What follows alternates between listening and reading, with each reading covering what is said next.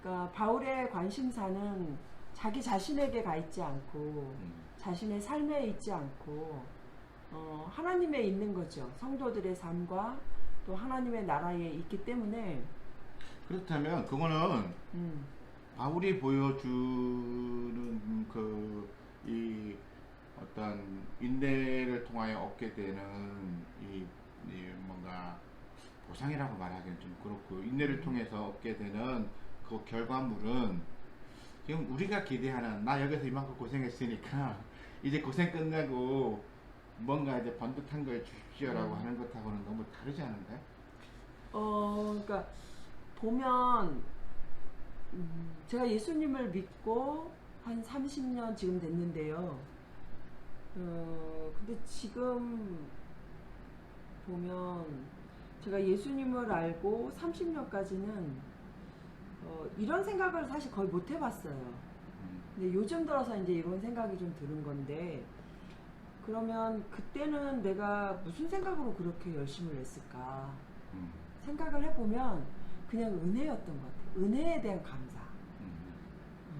그러니까 나를 구해주신 이의 은혜에 대한 감사, 내 자신에 대한 그 나의 지난 과오들과 어떤 이런 죄악의 부분들을 하나님이 깨끗이 해결해 주신 것에 대한 온전한 감사. 그래서 그런 감사들이 내 안에 더 깊었고, 또 내 삶을 구원해 주신 하나님의 은혜가 더 컸기 때문에, 크다고 생각했기 때문에 내가 처하는 어려운 상황과 환경, 또는 내 스스로가 그런 환경을 찾아다녔던 것들에 대해서 그렇게 나는 왜 그런 환경들만 찾아다니고 있을까라고 생각해 보진 못했던 것 같아요. 그냥 그래야만 된다고 생각을 했던 것 같아요. 그냥 그게 마땅하고 당연하고, 왜냐하면 하나님이 나를 사랑해 주시고 내게 구원을 주시고 은혜를 주신 것이 크고 놀랍기 때문에, 이것보다 더 크고 놀라운 것은 없기 때문에 그냥 그래야 된다고 생각을 했던 거죠. 근데 제가 요즘 들어서 나는 왜 계속 이러고 있을까? 라는 생각이 들은 거예요. 이제 그러면서 제가 예수님을 믿은 것은 너무 쉽게 예수님을 믿어서, 그러니까 되게 쉬운 줄 알았어요. 믿음과 신앙생활이라는 것이, 은혜라고 하는 것이 그냥 쉬운 줄만 알았어요. 그런데 그게 힘든 거구나라는 건 이제 찾지 말게 됐고요. 그 다음에 요즘 들어서 이제 생각되는 게, 나는 의대 속에서 젖어서 내가 30년 동안을 어떻게 살았는지 굉장히 감사하고 기쁘게 살았는데, 요즘 이제 들은 것이 이제 어떻게 보면 내가 은혜의 콩깍지가 벗겨진 건지 마치 신혼 콩깍지가 벗겨진 거죠.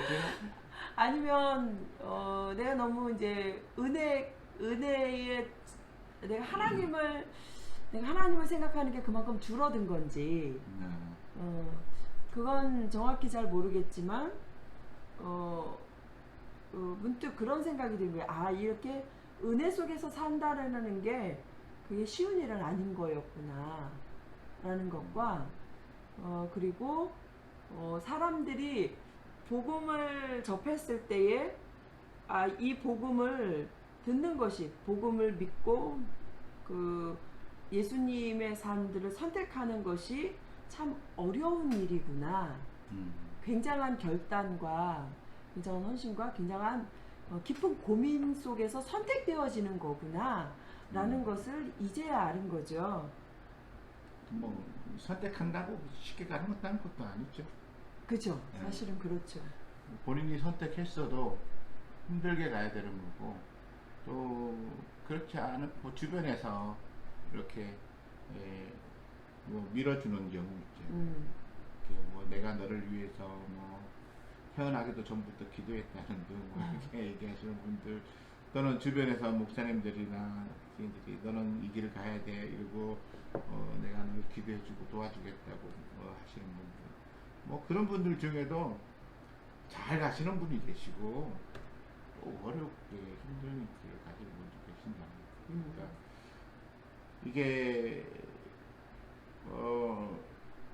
참 믿음의 길이라고 하는 게 정말 어떤 사람은 참 쉽게 가는 것 같고 어떤 사람은 정말 고생해도 어떻게 저렇게 고생하나 그게 나 같은 경우인데 정말 내가 전도사일 때 내가 그 저기 강남에 있는 어떤 교회에 그 부목사님하고 같이 차를 얻어 타고 양지에서 이렇게 올라오는 내가 내 얘기를 이렇게 묻기 때문에 대답을 해줬더니 전도사님 참 수행하신다고 어렵게 사시네요.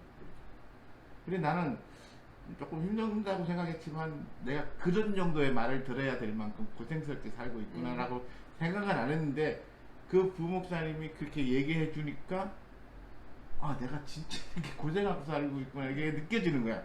확 갑자기 뭐 소름 같은 게 확 이렇게 몰려오고 지금 돌아와도 참 고생하고 어렵게 산 건 맞는 것 같아요.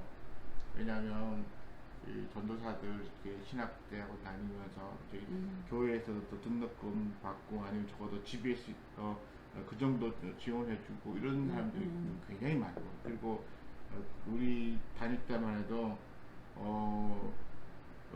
나는 신학교에 차를 끌고 온다는 것이 잘 이해가 되지 않는 사람이었는데 막 차들이 막 그것도 교수들이 차가 아니고 학생들 차가 막 수룩하게 막 있는 거 보면 아 이제 내가 예전에 들어왔던 그 목회자들의 세계하고 내가 이제 신대원 들어가서 겪었던 세계가 많이 다르구나. 난 정말 우물하는 개구리였구나. 그리고 지금도 여전히 뭐 어려움의 길에서 벗어나지 못하고 있는 경제적인 여러 가지 어려움이 있는데 그럼에도 이렇게 여전히 또 옛날에 그 내가 어렸을 때 들어왔던 또 시골에서 보았던 시골 교회 목사님들의 그런 모습들과 또 상당히 이렇게 많이 괴리가 있는 그런 것들을 많이 보거든요. 그때는 적어도 그때는 목사님들은 겸손하시고 낮아지시려고 하시고 또 뭔가 사람들에게 보여지는 모습이 아 저분은 정말 뭔가 다른 분이야라고 하는 게 느껴질 만큼 고생 속에서의 그분은 하나님께로 구별된 사람처럼 보여졌는데 요즘은 고생하지 않으면서 전혀 구별되지 않는 사람처럼 되어진 것 같아서 이제 많이 달라지지 않았나 싶어요. 하나님은 그런 걸 원하시는 걸까요? 왜냐하면 그 여기 4장 8절에도 그 부분이 나오잖아요. 형제들아 무엇이든지 참되며 무엇이든지 경건하며 무엇이든지 옳으며 무엇이든지 정결하며 무엇이든지 사랑받을 만하며 무엇이든지 칭찬받을 만하며 무슨 덕이 있든지 무슨 기름이 있든지 이것들을 생각하라 라고 하잖아요. 그러니까 이런 삶은 굉장히 진실하고 고상하고 또 항상 옳으며 그러니까 옳은 것을 언제나 참되고 옳고 선한 것을 지켜나가기 위해서 그런 삶을 살기 위해서 언제나 이렇게 스스로가 자기 자신과 내면을 돌아보는 사람이잖아요. 그렇죠. 그 본인이 돌아볼 뿐만이 아니라 주변 사람들도 그것을 인정하고 그거를 그리고 굉장히 기리고 하는 이제 그런 거라고 보여지는데 근데 이런 삶을 이제 바울이 가르쳤단 말이에요. 바울이 가르쳤는데 이런 삶을 가르친 어떻게 보면 이런 삶에 그 굉장히 더 이런 삶을 실천하고 있는 살고 있는 이런 바울의 모습은 삶은 지금 목회자의 삶과 너무나 다른 거죠. 그렇죠. 굉장히 다르죠. 요즘 목회자들은 보면 성공한 삶을 살기를 원해요, 많이들. 그렇죠. 좀 더 부유하고 누리고. 그래서 세상 사람들이나 교회 성도들이 보기에도 뭔가 하나님의 복 받아서 저분은 저렇게 성공했어라고 하는 얘기를 들을 수 있는 삶을 흠모할 만한. 그렇죠. 그러니까 저분은 저 정도의 신앙을 살았기 때문에 하나님이 저분에게 저런 복을 주셨어라고 하는 그런 얘기가 될 만한 그런 어떤 스토리도 약간 가지고 있어야 되고, 실제적으로 그렇게 반듯하고 뭔가 성공한 듯한 모습을 가지고 있어야 되죠. 그리고 또 수많은 이렇게 전도사들이 그렇게 되기를 소망하면서 이 길을 오는 것 같아 보여요. 다는 아니겠지만. 그리고 또 실제적으로 성도들도 뭐 다는 아니겠지만 대체로 보면 그런 것 같아요. 뭔가 반듯하게 그 성공을 이룬 사람들인 목회자들을 바라보면 아, 저분은 하나님의 복받은 성공한 목사님 또는 교육자, 뭐 사역자 이렇게 인정하는데 좀 그렇지 못한 가난하고 뭐 교회도 작고 그다음에 대외적으로 뭔가 이름도 안 나오고 이렇게 성공하지 못한 목회자들을 바라보면 그냥 근데 이렇게 솔직한 속마음은 아마 이럴 것 같아요. 저 덜 떨어진 목사, 뭔가 은혜 받지 못하고 뭔가 헌신되지도 못하고 하나님이 그러니까 하나님이 복도 안 주는 뭔가 좀 덜 떨어진 목사, 아마 그렇게 생각하지 않을까. 굉장히 조심스럽지만 한번 아니 내가 목사이고 내가 작은 교회 목사다 보니까 그런 어떤 느낌들이 이렇게 전해지는 경우들이 좀 있어요. 그러니까 이게 대놓고 덜 떨어진 목사 이렇게는 안 하지만 그러나 어떻게 지나가면서 자기 교회 목사와 이렇게 비교하거나 아니면 다른 어떤 뭔가 이런 그 성공한 목사들이 왜 작은 교회 목사들은 저러면서 교회를 계속 하려고 그러지?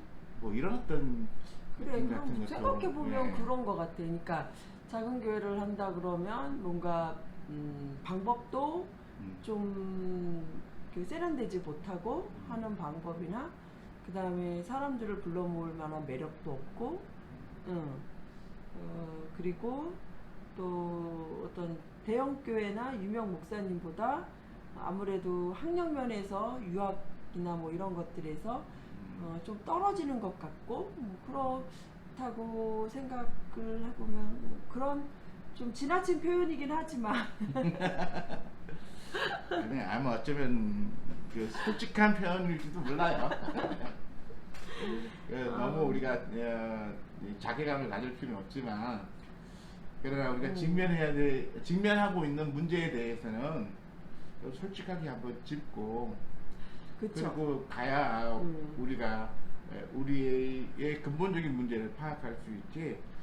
그런 건 조금 지나치니까 피하자 뭐 이렇게 가서는 솔직하게 짚을 수 없을 것 같아요. 그리고 뭐 사람들이 덜 떨어진 목사 뭐 이렇게 평가하는 것하고 하나님이 덜 떨어진 목사라고 평가하는 것하고는 그건 완전히 다를 수 있으니까 요즘 시대가 아까도 말했지 예전에 내가 또는 우리가 어렸을 때는 그 목사님들 그냥 이렇게 조용히 그냥 다니시고 또 말씀도 많이 안 하시고 좀 이제 그러면서 좀 뭔가 우리랑 이렇게 달라 보이는 이런 모습을 보였던 그분들의 그 모습이랑 요즘에 보는 모습이랑은 좀 많이 다르니까 그러니까 우리를 진짜 어떤 모습으로 보기를 원하시는지는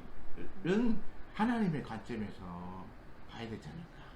그게 참 고민스러운 부분이에요. 그 분명히 성경에서 말하고 있는 것은 굉장한 도덕성을 요구하고 있고 굉장한 인격의 어떤 수양과 이런 부분들을 요구하고 있는데 그런데 우리는 사실 보여지는 것은 이런 높은 도덕성과 그 다음에 어떤 굉장한 고상한 인격을 가진 것에 대한 평가는 그 사람이 가지고 있는 학벌과 그 다음에 그 사람이 가지고 있는 어떤 그 생활의 고상한 정도, 어떤 삶의 뭐라고 해야 될까? 성공한 모습이죠. 성공한 모습일까요? 네. 그 성공한 모습인데 굉장히 세련 그 어떤 그걸 뭐라고 볼까? 취미 생활은 아니고 그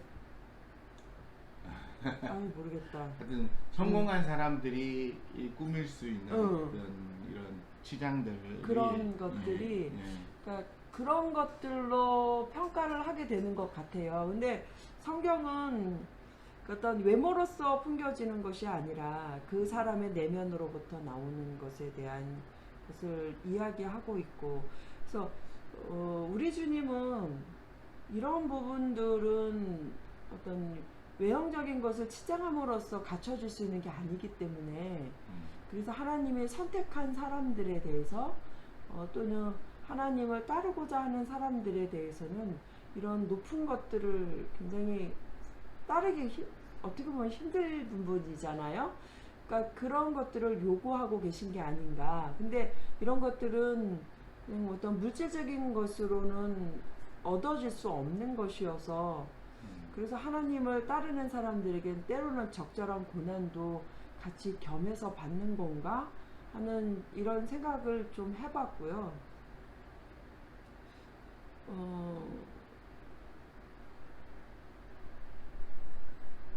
그래요. 근데 우리 이거 얘기하면서 하나 해결해야 될 문제가 있어요. 뭐냐면 아까 얘기했지만 창세기에 나왔던 하나님이 부르신 아브라함부터 시작해서 요셉에게 이르기까지 부름 받아서 그 믿음의 길을 따라가서 소위 말하는 세상적으로 성공한 그 믿음의 조상들, 이 사람들의 문제와 신약 시대에 예수님이 보여주시고 또 예수님의 길을 따라서 자기 것을 다 내려놓고 심지어 목숨까지도 그렇게 기꺼이 내려놓으면서 죽음의 현장을 복음을 전하기 위한 그 길을 가셨던 그 제자들의 그 길.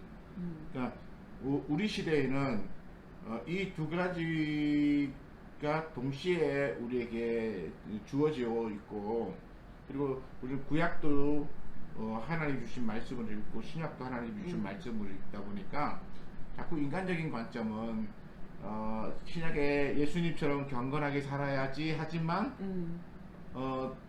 내면 안에서는 더 강력하게 구약 시대에 그 아브라함이 하나님의 복 받고 그 이삭이 복 받고 야곱이 복 받고 요셉이 성공하고 이런 이 성공의 바람을 지속적으로 가지고 있단 말이야. 그러면 예수님처럼 낮아지고 거룩한, 그래서 제자들이 그렇게 따라가는 삶을 우리가 살 것이냐, 아니면 창세기에서 보여주는 이 성공하고 부유한 이 모습을 살 것이냐, 이것이 우리에게는 갈등의 요소가 될 수밖에 없죠. 왜냐하면 예수님처럼 버리고 제자들처럼 자기 거 다 기꺼이 버리고 가면 가난한 사람 살 수밖에 없는 거예요. 고생하고 세상적으로 말하면 뭐 좋고 화려한 옷 입고 좋은 음식 먹고 좋은 집에서 자고 이런 건 꿈도 꾸지 말아야 되는 삶을 살아야 되는 거예요.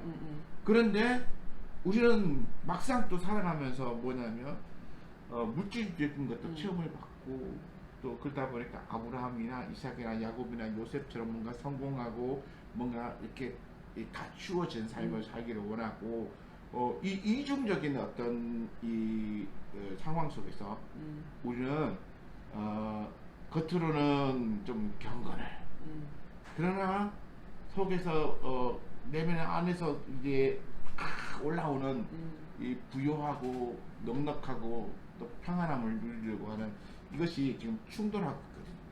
그러니까 우리는 지금 현재 이 속세에 살면서 하나님 나라의 백성으로서의 어떤 정체성을 가지고 살아가는 이 갈등 속에 있는 것처럼 아마 오늘 제가 그런 갈등을 겪은 것 같아요. 네, 그래서 신약에 있는 예수님과 그 제자들의 삶을 우리가 추구하면서 그러나 또 내면 속에서는 또 깊은 곳에서 구약의 그 하나님이 주신 복을 받아서 이렇게 풍요로워지는 이것을 추구하고 있다. 이거는 둘 다 하나님이 주시고 하나님이 바라시는 것인데, 그런데 이거는 같이 가기에는 굉장히 힘들다는 거야. 왜냐하면 성경에서 돈은, 물질은 그 악의 중심에 있단 말이야. 우리가 부를 탐하는 순간 우리는 그 탐욕에 넘어가서 하나님이 주시는 그 경건함을 쫓아가는 길을 더 이상 포기할 수밖에 없는 거야. 그런가 봐요. 솔로몬이 그렇게 넘어진 걸 보면. 그래서 예전에 어떤 목사님이 뭐 지금도 내가 참 훌륭하신 목사님을 존경하지만 그분이 경건한 부자 이런 책을 썼는데 그것에 대하여 결코 경건한 부자는 있을 수 없다라고 비판하시는 목사님의 강의를 내가 들어본 적이 있어요. 그러니까 경건한 부자, 그래서 잘 벌어서 부자가 돼서 잘 쓰면 된다. 굉장히 사람들에게 메시지가 훅 매혹적이에요. 하는, 굉장히 매력적이에요. 매력적이죠. 그리고 한때 지금도 여전히 있는지 모르겠지만 있어요. 거기 말고 왕의 제정. 그러니까 그거 있어요. 왕의 제정도 똑같은 얘기잖아요. 아직도 얘기해요. 왕의 제정도 내가 잘해서 하나님의 뜻대로 쓰면 하나님이 복을 주시고 내가 부자가 되어서 그걸 하나님의 영광을 위하여 잘 쓰면 된다. 근데 그 자체가 우리에게 유혹거리라는 거죠. 그러게요. 성경에 네. 보면 하나님을 이렇게 온전히 쫓고자 했던 사람들에게 부함을, 그런 구약의 그런 부함을 약속하지 않으세요? 이 땅에 있어서는. 저 천국에서는 약속하고 계시지만 여기선 약속하지 않는 걸로 봐서 그 사람이 경건된 삶에 있어서는 그게 오히려 경건을 해치기 때문에, 경건한 삶을 살지 못하기 때문에 더 그랬던 게 아니었을까. 그러면 싶기도 우리가 해요. 여기서 모순에 빠질 수 있잖아. 무슨 모순이냐면 그러면 왜 하나님은 아브라함에게 그다음에 이삭에게 야곱에게 요셉에게 부함과 성공을 주셨느냐. 그건 우리가 신약적인 관점에서 얘기하면 구약에서 복 주신 하나님은 뭔가 문제가 있는 거야.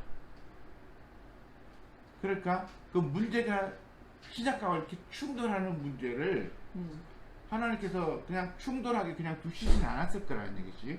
그렇잖아요? 충돌하는 것을 그냥 그대로 주시면서 너희들이 알아서 해석해 뭐 이렇게 주시진 않았을 거라. 그러면 구약에서 그렇게 아브라함에게 그리고 그의 후손들에게 심지어 애굽 땅에서부터 나와서 이 가나안 땅에 들어가는 이 백성들에게 하나님이 주시는 것, 그리고 가나안 땅에서도 보면 고생할 때 이렇게 하나님 들어서 쓰시는 사람들이 막 능력을 발휘하고 막 이런 것들을 보고 또 다윗이 그렇게 하나님의 복받아서 큰 강력한 나라를 이루었을 때 이런 모습들을 과연 우리는 어떻게 해석해야 하나? 그 해석이 바르게 되지 않으면 우리는 구약의 이해를 제대로 못할 뿐만 아니라 왜 하나님이 그렇게 그들에게 불을 주셨는지에 대해서 이해를 못한 상태로 그냥 나도 부자가 되고 싶고 나도 성공하고 싶은 그런 욕망에만 사로잡히게 된다는 겁니다. 그렇죠.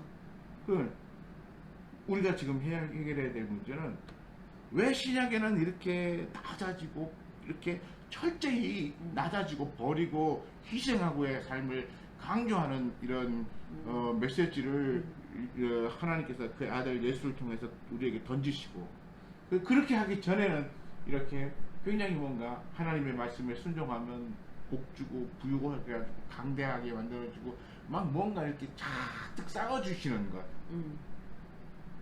왜 이렇게 쌓아주시던 하나님이 갑자기 너 다 버려가지고 낮아지게 하는 이 너무나도 이게 상반되잖아요. 이게. 그러니까 이런 어떤 상반된 것을 우리는 해결해야만 된다는 거예요. 그러니까 이런 것에 대해서 얘기하시는 분들이 과연 계신가 잘 모르겠네. 계시죠. 계시겠죠. 아니 그 신약 시대처럼 예수님처럼 낮아지자 이렇게 얘기하시는 분은 계시는데 저처럼 복 받아야 된다라고 얘기하시는 분이 계신데 이게 왜 이렇게 됐다가 이렇게 돼야 되는가 있을 것 같아요. 있을 것 같아요. 우리가 잘 몰라서 그런가? 그럼요. 우리가 몰라서 그렇죠. 이렇게 이거 왜 그런 것 같아요? 한번 생각해봐요.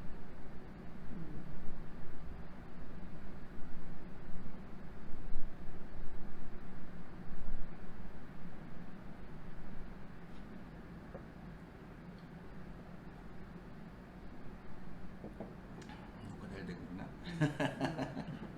하나님 나라에 대한 그 가시적인 것을 이스라엘을 통해서 보여주신 게 아닌가 하는 생각도 들고, 그러니까 언젠가 이제 말씀하셨듯이 이 하나님 나라 그러니까 이스라엘이 하나님 나라에 대한 어떤 모형으로서 이 땅에 사람들은 항상 어떤 시각 자료들을 필요로 하잖아요. 그래서 시각 자료를 필요로 하니까 이 세상에 한 번도